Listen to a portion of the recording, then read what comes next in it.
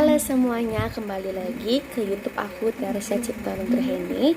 Di sini aku bakal jelasin tentang kegawat daruratan fraktur femur. Sebelum kalian nonton YouTube aku kali ini, kalian jangan lupa klik like, komen, dan subscribe ya, sama menyaksikan. Nah, muskuloskeletal sendiri terdiri dari dua kata, yaitu muskulo yang berarti otot dan skeletal yang berarti tulang. Tulang sangat kuat bisa mengalami diskontinuitas dari suatu jaringan tulang yang sangat kuat. Bisa mengalami patah disebabkan karena adanya pukulan langsung. Adanya gaya yang sangat kuat, gerakan memutar yang tiba-tiba, terjadinya kontraksi otot yang sangat ekstrim. Penyebab terjadinya fraktur yang sangat sering adalah kecelakaan. Fraktur dapat juga disebabkan karena proses patologis seperti pada kasus tumor tulang akibat dari metastase. Faktor degeneratif juga dapat menyebabkan fraktur seperti penderita osteoporosis. Fraktur merupakan istilah hilangnya kontinuitas tulang rawan baik yang bersifat total maupun sebagian, biasanya disebabkan oleh trauma atau tenaga fisik. Patofisiologinya, fraktur bergantung pada gaya yang menyebabkan fraktur. Jika ambang fraktur, suatu tulang hanya sedikit terlewati, maka tulang mungkin hanya retak saja dan bukan patah. Jika gaya sangat ekstrim seperti tabrakan mobil, maka tulang dapat pecah berkeping-keping. Saat terjadi fraktur, otot yang melekat pada ujung tulang dapat terganggu. Otot dapat mengalami spasme dan menarik fragmen keluar posisi. Kelompok otot yang besar dapat menciptakan spasme yang kuat dan bahkan mampu menggeser tulang besar, seperti femur. Pada bagian proksimal dari tulang yang patah tetap pada tempatnya, namun bagian distal dapat bergeser karena gaya penyebab patah maupun spasme pada otot-otot sekitar.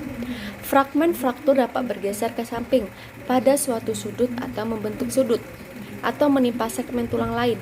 Fragmen juga dapat berotasi atau berpindah. Selain itu, pada periosteum dan pembuluh darah di korteks serta sumsum dari tulang yang patah juga terganggu.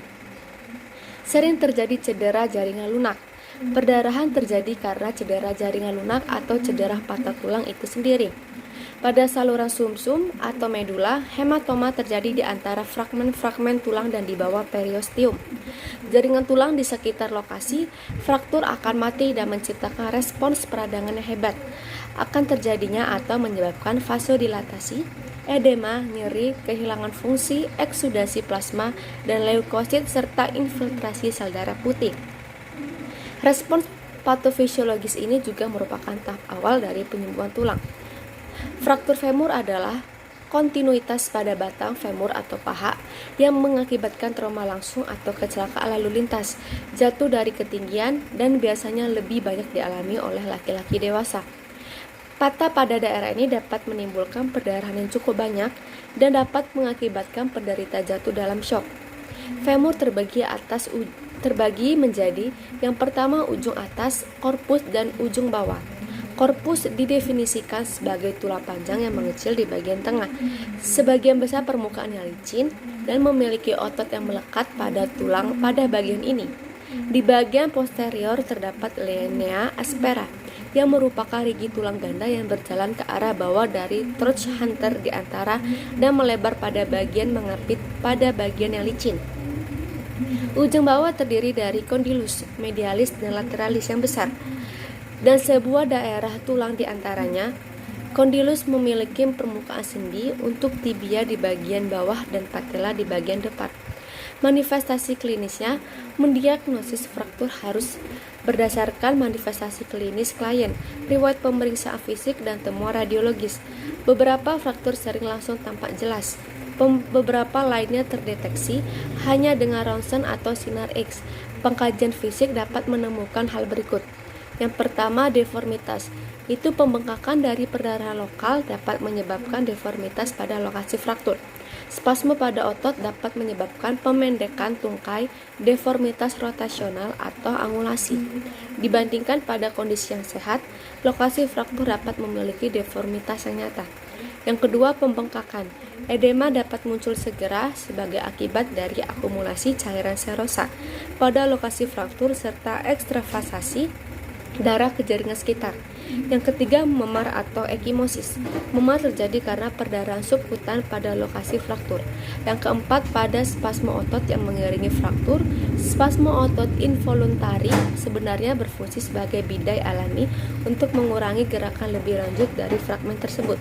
Pemeriksaan diagnostiknya, radiografi merupakan metode untuk mengkaji fraktur. Penggunaan posisi radiologis yang tepat sangat penting untuk mengkaji kecurigaan fraktur yang tepat. Dua posisi yaitu anteri posterior dan lateral yang diambil pada sudut yang tepat untuk pengkajian fraktur, dan gambar tersebut harus mencakup sendi di atas dan di bawah lokasi fraktur untuk mengidentifikasi adanya dislokasi atau sublokasi. Fraktur femur untuk pertolongan pertama, pada fraktur femur sementara dapat dipasang traction splint. Cara yang sederhana adalah dengan membidai dengan spalk atau dengan kaki yang sebelumnya. Nah, baiklah, itu saja yang dapat saya sampaikan. Sekian dan terima kasih.